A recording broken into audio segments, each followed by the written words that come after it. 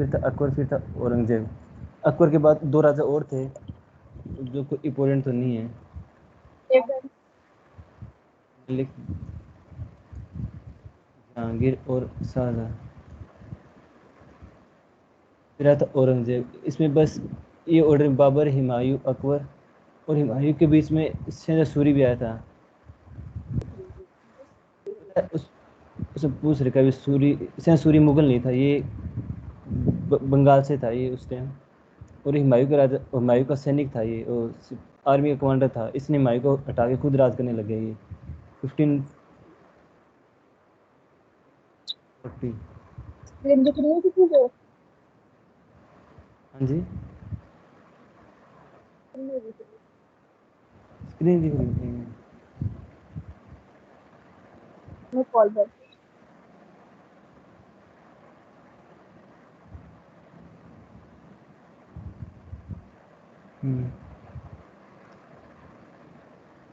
हुमायूं के टाइम में शहजादा सूरी आया था, ये इंडिया का नहीं था, ओ मुगल नहीं था ये।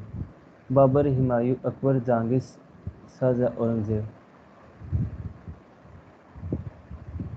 और औरंगजेब के कारण मुगल फेल हुए थे। औरंगजेब के कारण मुगल ताकतवर भी इसके टाइम में हुए थे, फेल भी इसके टाइम में हुए थे।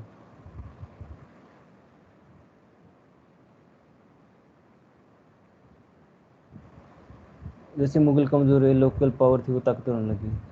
Hello, hello. कौन सा आ रही है?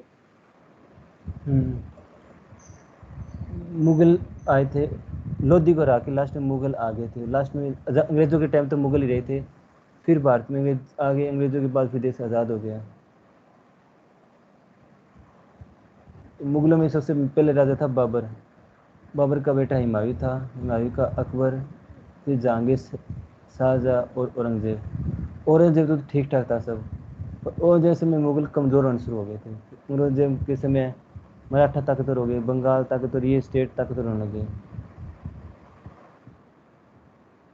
औरंगजेब के बाद जो कमज़ोर राजा थे, जो फिर इन्होंने मुगलों को डुबाया, ये था बहादुर शाह फर्स्ट, जहांगीर शाह, फारूक शाह, शाह आलम, बहादुर शाह जफर सेकंड। इन्होंने मुगलों का डिक्लाइन करा दिया बिल्कुल ही। सब बहादुर शाह जफर तो खत्म ही हो गया था बिल्कुल, इसको तो अंग्रेजों ने उठा के बाहर ही फेंक दिया था, मुगल तख्त ही खत्म कर दिया था दिल्ली का। तो ये राजा है मुगलों के जो इम्पोर्टेंट है। 5 ऊपर थे, 5 नीचे, 10 राजा है ये।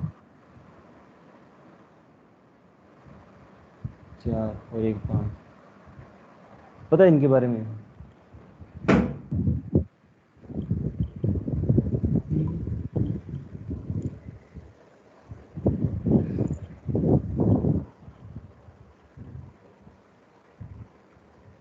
हाँ, सबके बारे में सुना तो है। तो ध्यान रखना, पहला बाबर ने मुगल अंपायर इंडिया में बनाया था, उसका बेटा हुमायूं था, फिर अकबर था, फिर 2 और थे राजा, पर उनका जरूरी नहीं है, फिर उसके बाद औरंगजेब था। तो क्या पता पूछ लिए मुगल था या नहीं था। तो ये थे मुगल थे ये। और औरंगजेब टाइम मुगल कमज़ोर होने लग गए थे, मराठा बंगाल ही ताकत होने लगे थे। जैसे कि बीच में बड़ी पावर कमज़ोर होती है ना, सेंटर की पावर, तो छोटी पावर ताकतवर हो जाती है। और जब बड़ी ताकत, बीच की पावर ताकतवर होगी तो छोटी पावर को वो दबा लेगी, उसको कमज़ोर कर देगी। और नॉर्थ वेस्ट फ्रंटियर प्रोविंस याद है कहाँ ये पे ये? मतलब इसकी पूरी खत्म हो गई, मतलब यहाँ तक पूरा कंप्लीट हो गया हाँ, ये जहाँ कंप्लीट तक हो गया। आपने पढ़ा है? हाँ, देश को आज़ाद तो करके आप देश ना का ऐसे सारा। करिएगा कि मतलब जैसे आज और कल का हमें टाइम दे दीजिए मुझे, प्रियंका और उसको है, और फिर आपने परसों हमसे थोड़ा बहुत क्वेश्चन पूछ लीजिएगा, तो एटलीस्ट हमें ये तो हो जाएगा कि हमें कितना हमने पढ़ लिया, कितना हमें समझ में आ रहा है। बिल्कुल और बिल्कुल। जहाँ पे जो भी गलत हो करेक्शन होगा तो आप हमें कर दीजिएगा।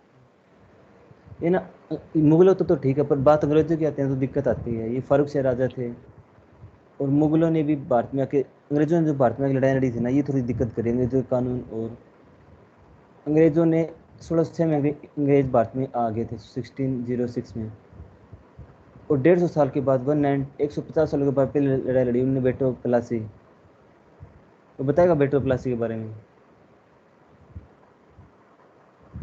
अंग्रेज 1606 में भारत में आ गए थे बिजनेस करने, 1757 में पहली लड़ाई लड़ी थी उन्होंने। तो हेलो। ये पता ना battle Plassey, first battle of Plassey, ये अंग्रेजों की हम्म। पहली लड़ाई इंडिया के अंदर। अब ये सक्सेसफुल थी या नहीं थी, ये तो सक्सेसफुल थी, पर इसके टाइम अंग्रेज उन्होंने भारत में अंपायर स्थापित किया, या जब मुगल कमज़ोर हो गए थे 1760 में तब बनाया, या बक्सर की लड़ाई में अंग्रेज़ों ने अपना भारत में राज चालू किया। ये एक डिबेट है, अंग्रेज़ों ने कब शुरू किया, क्योंकि प्लासी लड़ाई तो एक धोखा था, लड़ाई थी नहीं, कोई था गोली भी नहीं चली, कोई था नहीं चला, कोई बंदा सैनिक नहीं मरा। फिर ये बोलते हैं पहली लड़ाई ये थी प्लासी की लड़ाई, फिर थर्ड बैटल ऑफ पानीपत हुई, फिर बक्सर की लड़ाई हुई। बक्सर की लड़ाई के बाद ट्रीटी ऑफ इलाहाबाद हुई, और सारा इंडिया का राइट से सब्सिडी अलायंस साइन होने लग गए थे, पहला सब्सिडी अलायंस साइन हुआ था, टैक्स कलेक्शन इंडिया के हाथ से चला गया था सारा। जीत लिया भारत, अंग्रेजों ने उत्तरी भारत जीत लिया, फिर नॉर्थ इंडिया साउथ इंडिया पे हमला किया, तो बैटल मशहूर हुई, कर्नाटक हुई।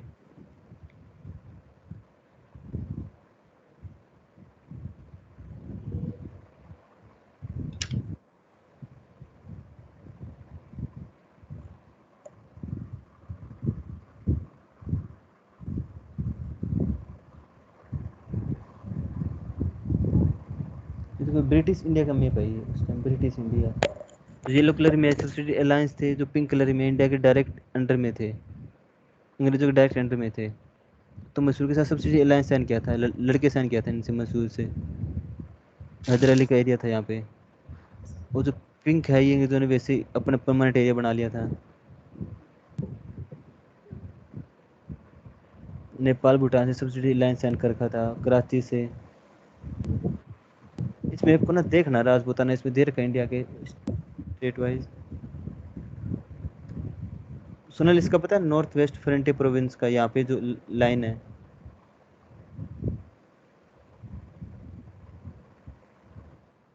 मतलब बताया तो था आपने, मुझे याद नहीं एग्जैक्टली क्या था ये। फ्रेंक आप बताना इस लाइन के बारे में। हेलो। हेलो। आप बताना इस लाइन के बारे में, जो नॉर्थ वेस्ट फ्रंटियर प्रोविंस था, क्या था ये।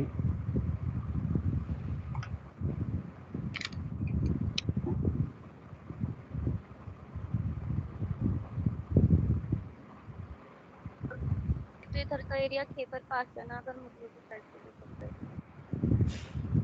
हाँ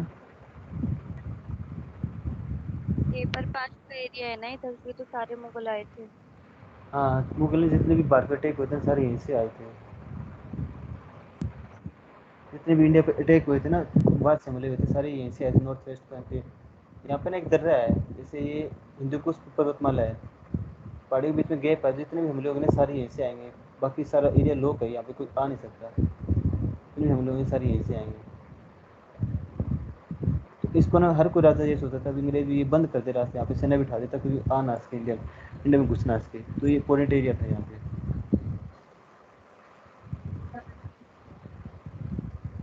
ठीक है, तो ये नॉर्थ वेस्ट फ्रंटियर प्रोविंस था, अंग्रेजों ने इसको अलग कर दिया था। और उस टाइम पंजाब भी देखो, ये पंजाब यहाँ तक था, पंजाब नॉर्थ फ्रंटियर प्रोविंस का बॉर्डर सेव करता था, ये कश्मीर का इतना बड़ा पंजाब था, आज का हरियाणा ये मिला के इतना बड़ा पंजाब था। अपने दिल्ली भी पंजाब के अंदर कर दिया। हाँ, दिल्ली पंजाब के पास था, दिल्ली भी था, ये पंजाब के पास था। दिल्ली कोई बाउंड्री नहीं थी भी, यहाँ पे दिल्ली है।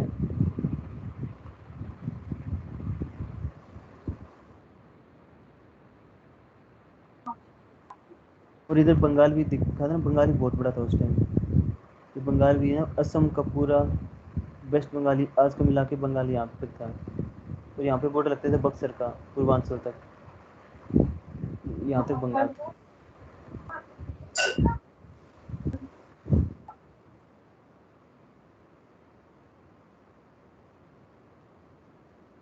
तीन लड़ाई लड़ी थी, एंग्लो मसूरी युद्ध, एंग्लो मराठा युद्ध।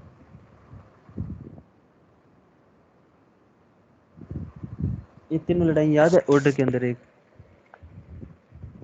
मराठा अंग्रेजों की लड़ाई, चार पांच लड़ाई है ये, मैसूर और अंग्रेजों की लड़ाई। North India. था, हाँ पहले मैसूर का युद्ध हुआ था। हाँ, फिर है, मराठाओं का होता। उसके बाद मराठा का हुआ था। फिर मराठाओं ने अंग्रेज से 20 साल के लिए साइन करा लिया था कि वह 20 साल तक हम कुछ भी लड़ाई नहीं लड़ेंगे। 20 साल बाद फिर मराठाओं से युद्ध हुआ था। फिर उससे पहले उन्होंने युद्ध लड़के उनको सल्टा दिया था, मराठाओं मैसूर को, है ना।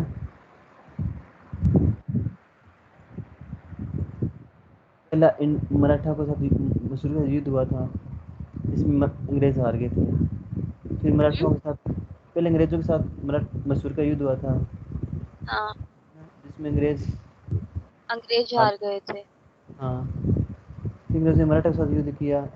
उस युद्ध में ट्रीटी कर ली 20 साल की, क्योंकि हैदर अली हाँ, बीच में घुस गया था युद्ध नहीं, करने के लिए। मैसूर युद्ध में अंग्रेज हार गए थे तो मैसूर ने उन्होंने बोला था कि जो भी युद्ध होगा तो उसमें आप हमारा सपोर्ट करोगे।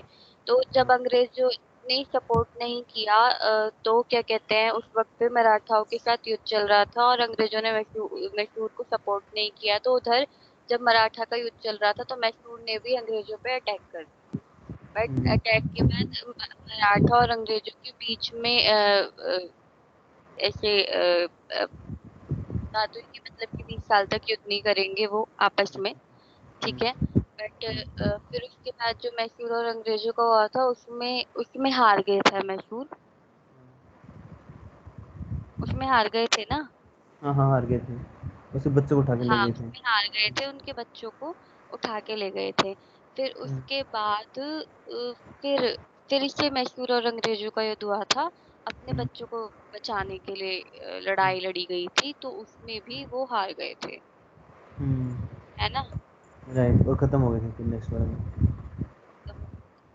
और फिर 20 साल मराठाओं के पूरे हो गए थे, फिर मराठाओं को भी हरा दिया था। मराठा के साथ हुआ था तो फिर मराठा भी हार गए थे। उस एरिया पे अंग्रेजों ने कब्जा कर लिया था। और फिर क्या बोलते हैं उसको, बताया सब। था ना कि अंग्रेजों ने सब्सिडी अलायंस साइन कर ली थी उनके हाँ। साथ कि आपका राज होगा बट सेना हमारी होगी और आप ही के राजा मतलब महल में एक वो मंत्री हमारा बैठा हुआ होगा जिसके रूल वो पास करेगा, आप लोग वही फॉलो करोगे। ऐसे हम्म, धीरे धीरे उन्होंने सबसे सब्सिडी अलायंस साइन करा ली थी। हम्म। इसी सब्सिडी अलायंस, एक थी डॉक्ट्रिन ऑफ लैप्स, एक थी रिंग ऑफेंस। अब सब्सिडी अलायंस तो इसने बता दी, रिंग ऑफेंस पता है किसी को? सोनल याद है ये 3 पॉलिसी क्या थी? पॉलिसी सब्सिडी होता है ना। अलायंस पता है कि वही कि जिसके लड़का नहीं होगा तो हाँ। वो बेटा बच्चे अडॉप्ट नहीं कर सकता, लड़का अडॉप्ट नहीं कर सकता, उनका राजपाट हम ले लेंगे, राजपाट हम ले लेंगे, सारा वही है ना। और रिंग ऑफेंस?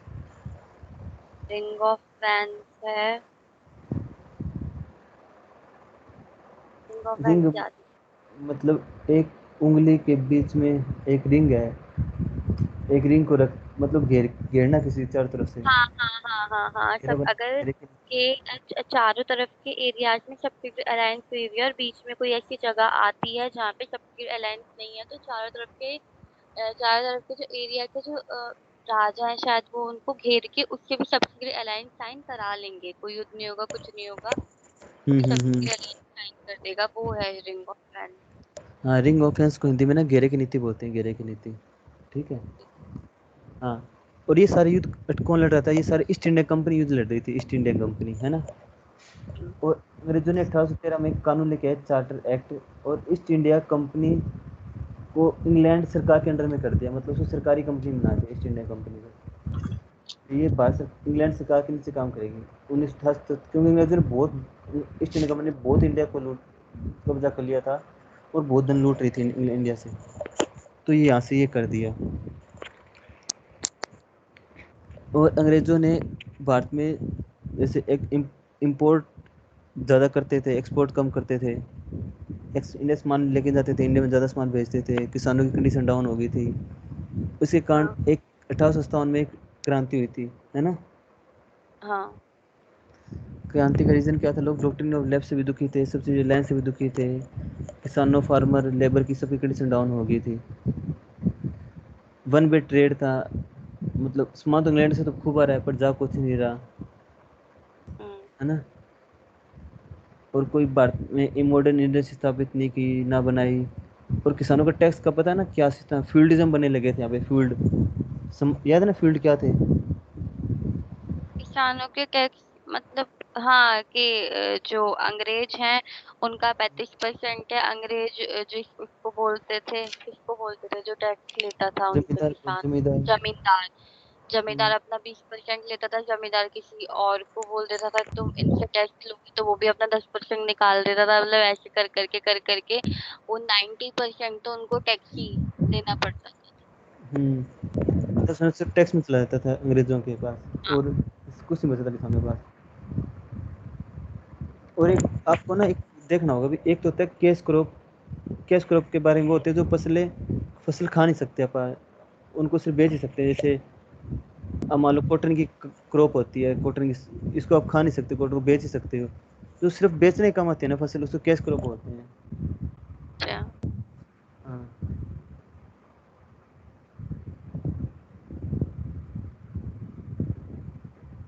ठीक है। कैश क्रॉप को और पता है किसी को कैश क्रॉप के बारे में कोई एग्जांपल? ये कैश क्रॉप है।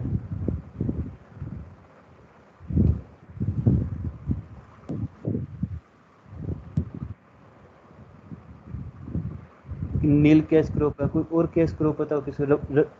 रबड़ होता है वो भी पैदा होता है, कि वो भी कैश क्रॉप है। अपने इंडिया में कपड़े तो बनते ही होंगे। हाँ, कपड़े बनते थे। इंडिया ही एक मैन्युफैक्चर, दुनिया में कपड़े इंडिया सप्लाई करता था, और कहीं बनते भी नहीं हाँ थे तो कुछ। ये भी कैश क्रॉप में आएगा, कुछ खाने का नहीं है, सिर्फ आप सप्लाई तो कर सकते हो हाँ, एंड यूज आज कर। मॉडर्न डे इंडिया में कैश क्रॉप कौन कौन सी है? अगर मॉडर्न डे इंडिया में देखें आप, या दुनिया में भी मॉडर्न डे दुनिया में कैश क्रॉप कौन कौन सी है, पता है कोई?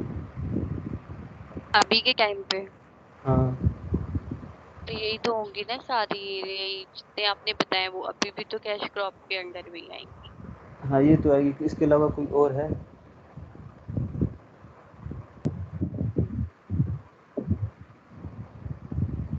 और ट्रेड डेफिसिट क्या होता है? Trade deficit? ट्रेड डेफिसिट लिखा है ना इसमें, इम्पोर्ट ज्यादा होता है एक्सपोर्ट कम होता है, उसको हम ट्रेड डेफिसिट कहते हैं। इम्पोर्ट ज्यादा कर रहे हैं, एक्सपोर्ट कम, ट्रेड सरप्लस इसका बिल्कुल ऑपोजिट होता है, उल्टा। हाँ, तो अभी कोई ऐसा देश है जिसके हम ट्रेड डेफिसिट में या ट्रेड सरप्लस में है? कोई भी एक देश का नाम पता हो आपको? अगर इम्पोर्ट ज्यादा कर रहे हैं, एक्सपोर्ट कम कर रहे हैं, हाँ बताया तो था ना बहुत सारे। बताओ ये कोई एक देश ट्रेड का नाम। सरप्लस में तो एक्सपोर्ट ज्यादा है, इम्पोर्ट चाइना कोई, के साथ है अमेरिका ना ये से ट्रेड डेफिसिट। चाइना के साथ है ट्रेड डेफिसिट। ठीक है। हाँ, और अमेरिका से अमेरिका से क्या है? इम्पोर्ट ज्यादा है। हाँ, अमेरिका से ना एक्सपोर्ट ज़्यादा करते हैं अमेरिका को। अमेरिका से ट्रेड इम्पोर्ट सरप्लस हमारा। हाँ, अमेरिका से ट्रेड सरप्लस हमारा। रूस के साथ भी तो हमारा ट्रेड सरप्लस। हाँ, हाँ, रूस के साथ ट्रेड सरप्लस हमारा। सऊदी और अरेबिया। और देश कोई? सऊदी अरेबिया हाँ, सऊदी अरब के साथ क्या है हमारा? सरप्लस सऊदी ट्रेड अरब के साथ ट्रेड डेफिसिट होना चाहिए।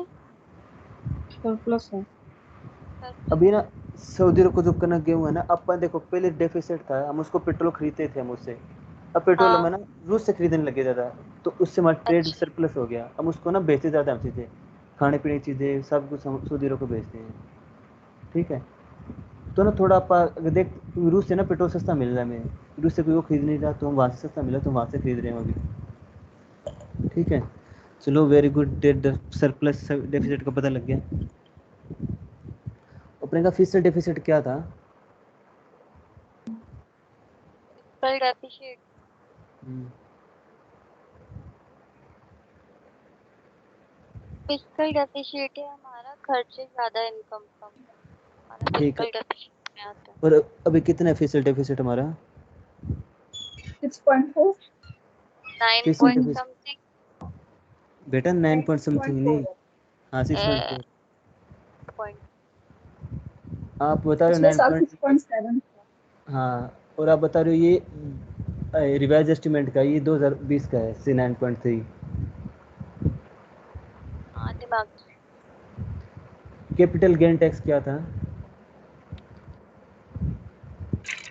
Capital gain Yes. कोई बता दो, ये तो इजी से है। मैं टैक्स करना जरूरी। क्या चीज़ है? ये मुझे याद नहीं है। जो तो याद है, बता। कैपिटल गेन टैक्स सोनल याद है? ये बहुत टाइम हो गया। हैं? क्या चीज़ है? मुझे काफी टाइम हो गया था। अच्छा, प्रियंका याद करो, क्रिप्टो करेंसी में क्या कौन सा टैक्स लग रहा है? आगे याद।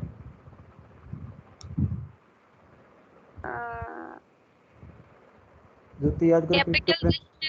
कैपिटल एक्सपेंडिचर याद है मुझे। अच्छा, कैपिटल गेन टैक्स ये भी, मैंने चीज़ 100 रुपये खरीदी, मैंने 120 की बेच दी, जो 20 रुपये टैक्स लगेगा, हाँ हाँ प्रॉफिट हाँ हाँ टैक्स। हाँ हाँ हाँ हाँ हाँ हाँ। आए याद? टैक्स की अब हाँ। बताओ, क्रिप्टो पे कोई कितना चीज टैक्स? है हाँ, क्रिप्टो पे क्या? कौन सा टैक्स? क्रिप्टो पे सरकार ने कौन सा टैक्स लगाया है? क्रिप्टो करेंसी पे हाँ, ऑप्शन देना। एक मुक्का, दो मुक्के, तीन मुक्के, चार मुक्के। यही कैपिटल हाँ, gain tax. Capital gain tax अरे, नहीं है क्रिप्टो पे। कैपिटल गेन टैक्स ही लगाया है क्रिप्टो करेंसी पे भी, इस पे प्रॉफिट होगा, उस पर टैक्स देना पड़ेगा। क्रिप्टो पे तो पूरी अमाउंट पे कैपिटल गेन टैक्स लगता है। आपने मकान खरीदा, उस पर प्रॉफिट हुआ, उस पर टैक्स दोगे, वो कैपिटल गेन टैक्स होता है। नहीं याद आया? दोबारा ये ऐसा लिखवा था कि बोल। आप हाँ, एक जैसे हमें मिनट 100 रुपए का capital gain profit. Tax profit पर। एक मिनट क्या है ये? क्रिप्टो करेंसी में 30% टैक्स है ना? हाँ, 30% टैक्स है। 20%। नहीं, क्रिप्टो पे 20 है 30% भी लगाया 30 है। सरकार ने, क्रिप्टो पे 30% लगाया है 30 है गवर्नमेंट ना? ने। हाँ। हाँ, 1% TDS है। हम्म। वन तो वो कौन सा? परसेंट एरिया से थर्टी हाँ, परसेंट टैक्स। तो वो कैपिटल गेन टैक्स ही है वो। ठीक है। ये ये कैपिटल गेन टैक्स वो होता है, इसको अगर लिख लो तो प्रॉफिट पे लगने वाला जो टैक्स होता है उसको कैपिटल गेन टैक्स कहते हैं। हाँ, और आप कैपिटल एक्सपेंडिचर क्या बता रहे थे? कैपिटल एक्सपेंडिचर हम्म, अभी तक तो याद था बस अब बताओ। दिमाग। ये होता है कि मतलब जैसे गवर्नमेंट को स्कूल से कॉलेज मतलब हॉस्पिटल से जो अमाउंट आता है उसे कैपिटल एक्सपेंडिचर कहते हैं। उसे क्या कहते हैं? अरे कैपिटल हॉस्पिटल से जो हम एक्सपेंडिचर वो है, इंस्टॉलेशन में ये नहीं है। ये जो कैपिटल नहीं है। पैसे आते एक्सपेंडिचर हैं उसको है। नहीं, जो गवर्नमेंट ना क्या कहते हैं सैलरी अलॉट करती है अपने एम्प्लॉयज को, ठीक है, वो जाता है कैपिटल एक्सपेंडिचर में। नहीं नहीं नहीं नहीं नहीं नहीं नहीं नहीं, वो नहीं जाता। हाँ, ये जो सरकारी रेलवे रोड रोड वगैरह बनते हैं यही जाता है कैपिटल एक्सपेंडिचर। कैरियर सेल सोना हाँ जिससे जो पैसे खर्च होते हैं। हाँ हाँ, राइट।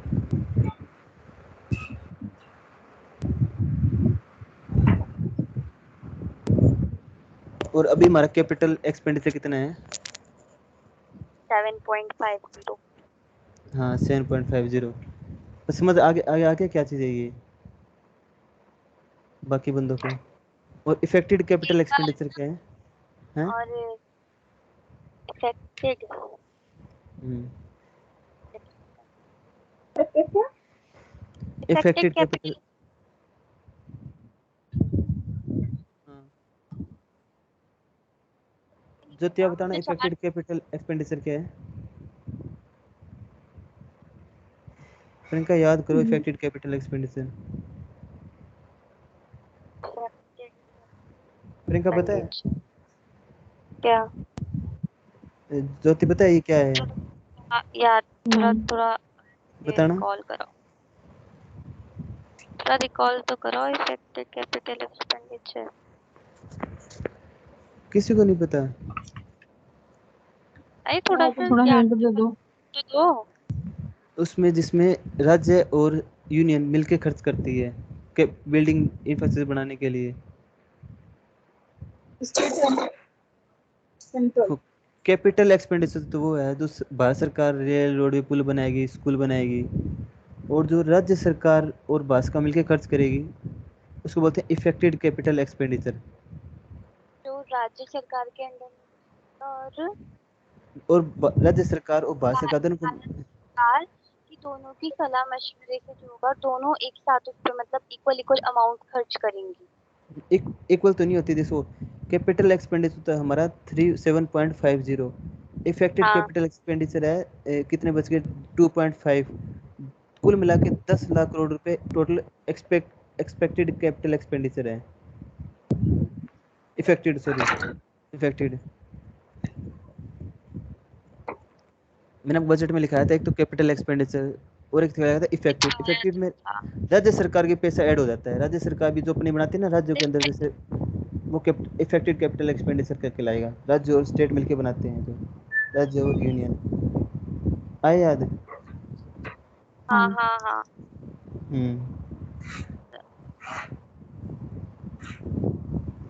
और पीएलआई स्कीम थी एक, कौन सी? पीएलआई। पीएलआई स्कीम तो सही। पीएलआई स्कीम पीएलआई याद दिला तो थोड़ा सा। प्रोडक्ट लिंक्ड इंसेंटिव स्कीम आए याद। पीएलआई पीएलआई तो नहीं। प्रोडक्ट नहीं linked incentive scheme. Product link अभी भी याद नहीं आ रहा। भारत सरकार कंपनियों को पैसे देती है, सब्सिडी देती है, भी आप ये प्रोडक्ट बनाओ, सब्सिडी देंगे। प्रोडक्ट लिंक्ड, एक प्रोडक्ट को बढ़ाने के सोलर पैनल के लिए प्रोडक्ट लिंक इंसेंटिव स्कीम लेके ये सरकार अरे तो आई है। बॉन्ड वो ना। बेटा बॉन्ड नहीं, बॉन्ड अलग थे। जैसे अब सरकार को सोलर पैनल बनाने हैं या कोई और चीज बनवानी है, कोविड की दवाइयाँ बनवानी है, तो सरकार उनको इंसेंटिव देती है, भी आप ज़्यादा बनाओ आपको इंसेंटिव देंगे। हाँ पीएलआई हाँ स्कीम हाँ। आ गया याद। आ गया कि मतलब जैसे मेरी कंपनी है, मैं स्टॉक बनाती हूँ तो गवर्नमेंट मुझे कुछ इंसेंटिव देगी।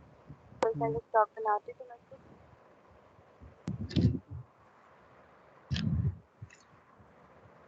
मतलब इससे क्या रोजगार भी बढ़ेगा। ऐसा ना हाँ ना हाँ, राइट, इम्प्लीमेंट देना ज्यादा चाहिए। तक बनाऊंगी तो ज्यादा लेबर की भी जरूरत पड़ेगी। तो मुझे रोजगार। राइट। और ग्रीन बॉन्ड क्या थे? बॉन्ड तो बॉन्ड है ना, जो गवर्नमेंट बॉन्ड इश्यू करती है 100-100 रुपए वाले बॉन्ड इश्यू करती है। जैसे अभी आपने सोलर पैनल पे बताया था। वो बॉन्ड आप कहाँ से खरीदेंगे? अपन कौन देगा हमें बॉन्ड? बॉन्ड खरीदते हैं अगर आप हैं? बैंक के थ्रू परचेज करते हैं वो बॉन्ड। और रिजर्व बैंक ने एक प्लेटफॉर्म बना रखा है बॉन्ड खरीदने के लिए, उसका नाम है ई कुबेर। हाँ इक्विटी पे। तो वो बॉन्ड ई का भी क्या है? हैं? बॉन्ड पर इश्यू और हमें एक वो पता, क्या कह रहे हो? जब हमें वो बॉन्ड की जो हमने बॉन्ड परचेज किया है हमें वो मतलब बंद करना है या हम आगे तो बैंक के थ्रू ही हम उसको वापस रिटर्न भी कर देंगे और अपनी हाँ अमाउंट वापस। बिल्कुल, बैंक में वो वापस दे देते, बैंक हमें वापस अपनी अमाउंट दे देगा। मतलब थोड़ा सा ना रिकॉल नहीं है ना, बाकी तो ठीक है।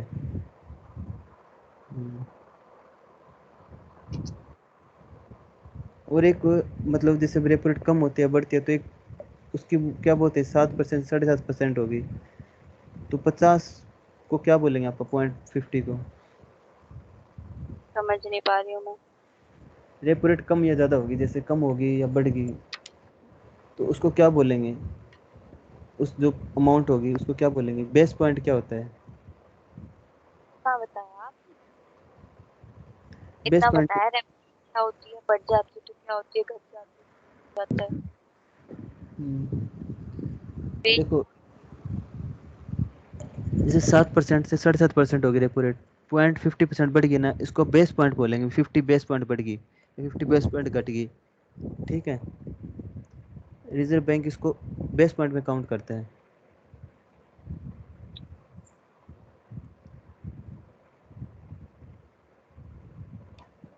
ये मनी बिल बताओ दोबारा। मनी बिल देखो, मैंने आपको ना 3 बिल लिखवाए थे, एक तो मनी बिल, एक फाइनेंस बिल फर्स्ट, एक फाइनेंस बिल सेकंड, एक फाइनेंस बिल थर्ड, ओ सेकंड सॉरी, 3 बिल लिखाए थे, याद है? हाँ, finance bill first, finance bill second और money bill finance bill third था। नहीं, हाँ थर्ड नहीं पर था, 2 थे। हाँ, दो ही हैं पर ये सारे दिमाग कोई ना, देखो ये कि बस इतना मुझे पता है कि जो मैंने लिख रखा है, मैं जो लिखा हुआ है वो बता रही हूँ कि मुझे दोबारा आप पढ़ा देना हम सबको ही कि मनी बिल में लिख रखा है कोई भी टैक्स में चेंज करना मनी बिल होगा, मतलब कोई भी टैक्स में अगर चेंजिंग होगी वो वो मनी बिल के अंदर आएगा वो। अब सरकार ने देखो क्रिप्टो पे टैक्स लगा दिया या कुछ टैक्स में चेंज किया तो मनी बिल कहलाएगा, सिंपल सा है, ठीक है। और कोई बिल मनी बिल है या नहीं उसको कौन बताएगा? उसको बताएगा स्पीकर। स्पीकर बैठा होता है संसद भवन में, सबसे अपर पोस्ट होती है संसद भवन की, वो बताएगा मनी बिल है या नहीं है, ठीक है। कोई ऐसा मनी बिल उस सरकार ने 2 नंबर में पास किया हो, एग्जाम्पल लिखा था मैंने आपको, याद है? सरकार ने 2 नंबर में पास कराया मोदी सरकार ने, पंगे लेकर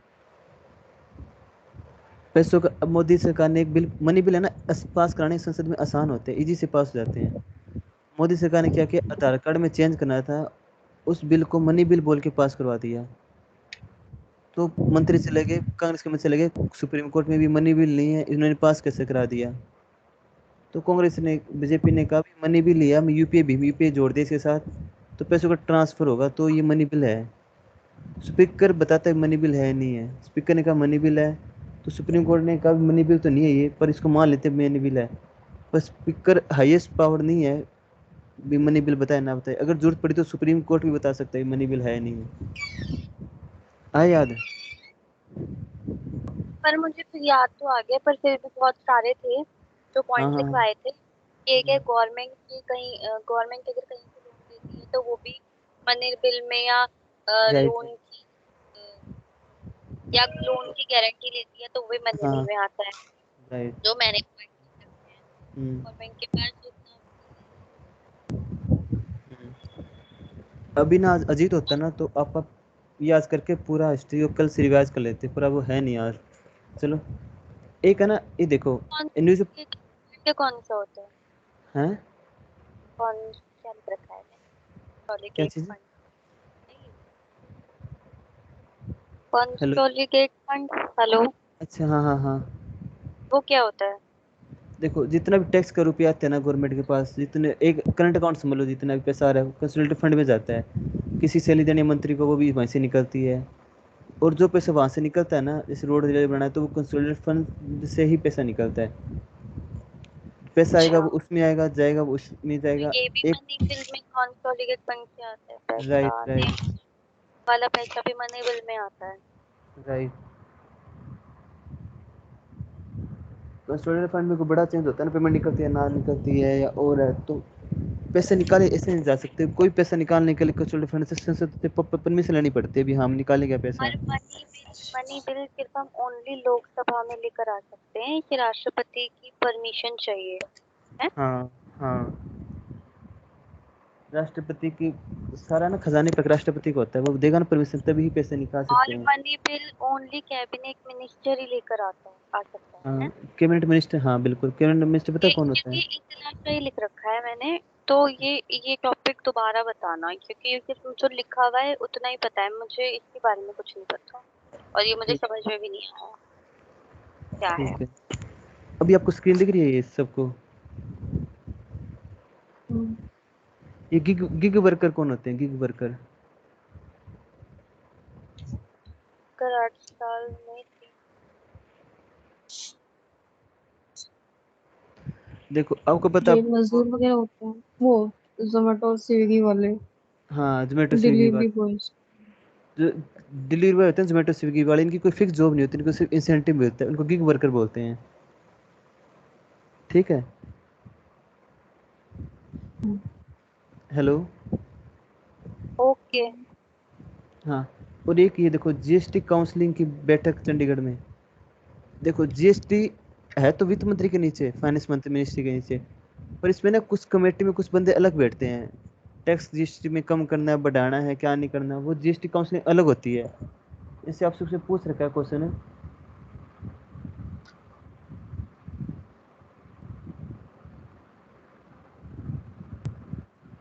जैसे उसमें ना पूछ रखा था क्वेश्चन एमटीएस में, अभी फिजिकल डेफिसिट कौन इशू करता है, तो वो वित्त मंत्री था आंसर।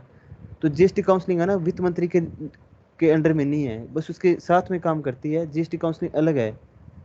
जीएसटी में क्या चेंज करना है क्या नहीं, ये जीएसटी काउंसलिंग बताती है, ना कि वित्त मंत्री। वित्त मंत्री तो बस इतना भी आंकड़े बता सकते हैं, भी माने इतना जीएसटी ले ले, इतना कम कर दिया।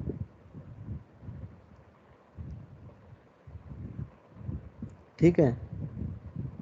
जीएसटी काउंसलिंग इतना ही राइट है, वो ज्यादा कुछ राइट नहीं है।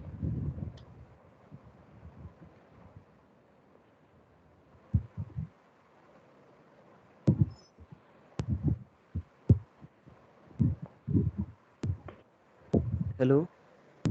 हेलो। हम्म। और ये पता रोड के बारे में, केएमपी केजीपी एक्सप्रेस पे, ईस्टर्न पेरिफेरल वेस्टर्न पेरिफेरल, हाँ बताओ। मुझे ये पता है, पेरिफेरल जो बताए थे वो इंटरेस्टिंग तो पता है। गाजियाबाद से इधर जो राउंड में बना हुआ है ना, बिल्कुल इधर से भी हाँ हाँ हाँ। हम्म। वो पलवल से होता, दिल्ली से होता हुआ गाजियाबाद की तरफ हम्म। आता है।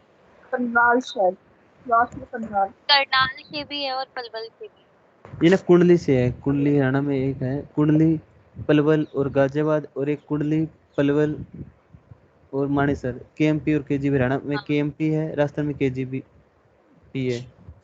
हम्म। सुनो न्यूज़पेपर क्यों नहीं देख रहे आप? ना न्यूज़पेपर पे दिन में ना ऑफिस जाओ तो मेट्रो में या 10 मिनट लगाया करो न्यूज़पेपर पे। कालीगंज का ये चीजें ना हैप्टिक रहता हैं। है, इतना हैप्टिक रहता है। प्रियंका तो लास्ट टाइम न्यूज़पेपर 4 महीने पहले ओपन किया था, है ना प्रियंका? 4 महीने, 4 महीने हाँ हो गए। हाँ। देखो अजीब मैं तो ना डेली पेपर। अजीत से तो बात होती है, अजीत तो डेली देखता, रिसर्च करता भी है। उदयपुर में एक हमला हुआ था ना, इसके पाकिस्तान से लिंक है। हाँ। ठीक है, वो कराची, तो इंडिया में ना एक एरिया है उसको बोलते हैं देवबंद। हम्म। वहाँ पे ना उलेमा की पढ़ाई होती है। उलेमा होता है जो मुसलमानों का मेन हेड होता है, वो मस्जिद को मैनेज करता है। मतलब आज उलेमा जो इंडिया का उलेमा है, पूरे इंडिया की मस्जिद को मैनेज करता है। उसके नीचे हर एक स्टेट का उलेमा होगा। उलेमा की पढ़ाई दुनिया भर के उलेमा पढ़ने के लिए देवबंद आते हैं। सऊदी अरब में मुसलमानों की पढ़ाई नहीं होती, वो पढ़ने के लिए इंडिया आते हैं देवबंद में। उलेमा की पढ़ाई देवबंद में होती है, तो देवबंद में जितने भी फतवा जारी होते हैं और होते हैं आतंकवादी घटनाएं, सारी देवबंद से लिंक होते हैं कहीं ना कहीं। तो ये अभी गवर्नमेंट बैच हैं, कुछ कर नहीं सकती गवर्नमेंट इसके लिए, गवर्नमेंट को भी तो पता ही होगा। गवर्नमेंट ने अभी अभी करंट में कर दिया, लेट हो गया ना थोड़े। अभी गवर्नमेंट ने देवबंद के पास एटीएस को बिठा दिया। देवबंद के चारों तरफ एटीएस बिठा दिए। एटीएस होते हैं एंटी टेररिस्ट स्क्वाड, एक तरह की आर्मी होती है आतंकवादियों को पकड़ने के लिए। तो देवबंद के चारों में अभी अब कुछ 2 महीने पहले योगी ने बिठाया आतंकवादियों के लिए एटीएस को, यहाँ पे कैंप बना दिए एटीएस के। तो सरकार एक लेट हो गई अब। हैं,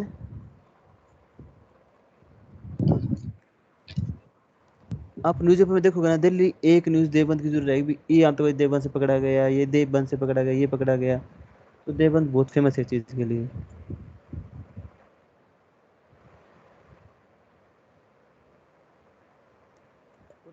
एक मैंने बताया नॉन कॉन्फिडेंस मोशन। हाँ। हाँ तो इसमें दिखाता हूँ, इसमें ना दिखा का फ्लोर टेस्ट।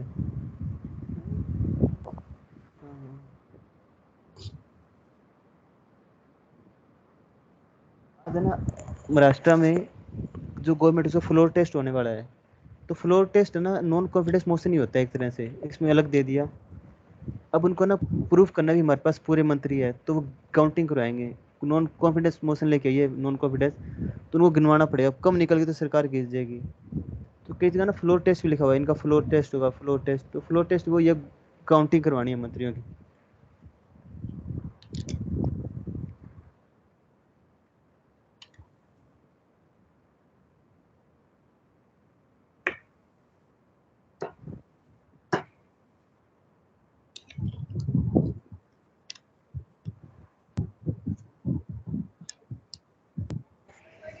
हाँ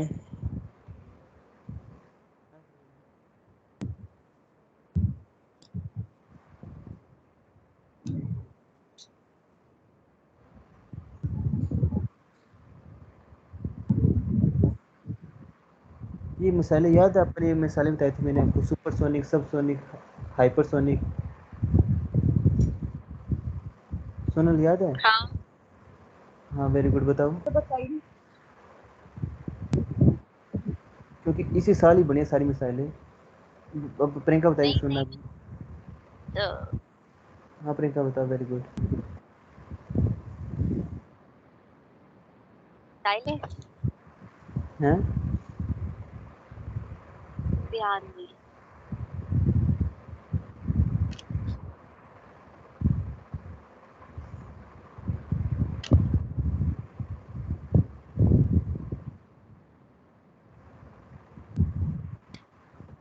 सोनल इसकी फोटो क्लिक करो। ज्योति पता है ये सारी मिसाइलें? ज्योति हाँ हेलो, पता है ये? हाँ हाँ।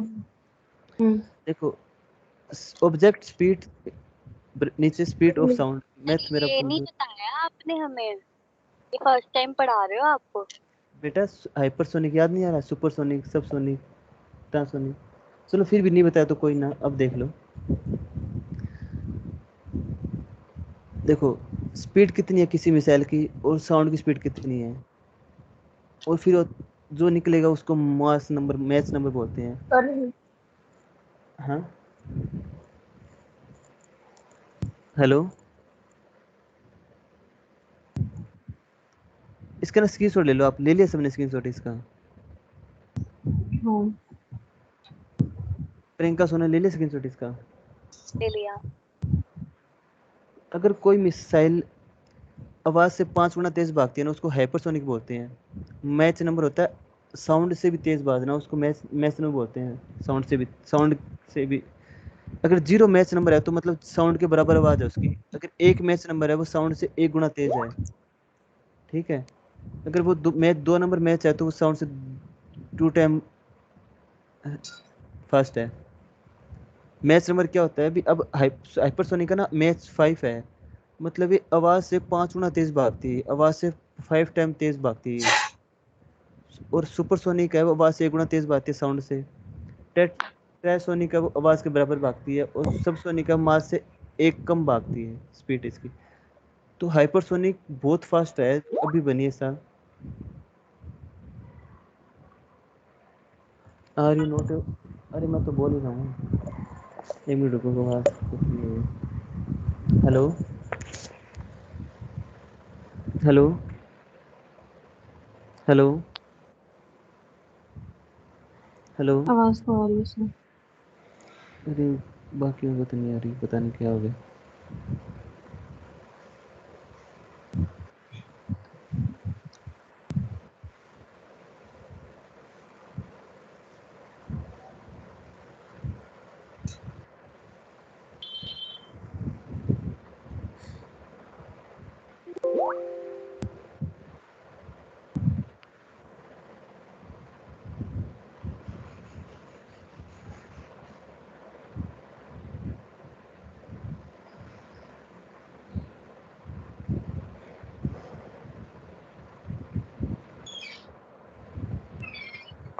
प्रियंका ये पता लग गया? सबसोनिक जो आवाज से 5 गुना तेज भागे, सुपरसोनिक नहीं है। सुपरसोनिक मिसाइल हम हाइपरसोनिक बना रहे हैं। अभी हाइपरसोनिक मिसाइल सिर्फ रशिया के पास है मैन, और किसी के पास चीन नहीं के है। पास, हाँ? और चीन के पास। चीन ही बना रहा है अभी, सिर्फ रूस ही ने बना ली, बाकी किसी ने नहीं बनाई। तो थोड़ा ध्यान रखना है कि हाइपरसोनिक, सुपरसोनिक, ट्रांसोनिक, सबसोनिक पूछ सकता हैं। टाइलों के बारे में पूछ सकते हैं क्या? बिल्कुल बिल्कुल बिल्कुल बोल सकते हैं, बिल्कुल। अभी ना मैं कॉल रख रहा हूँ मैं, ठीक है। हाँ ओके।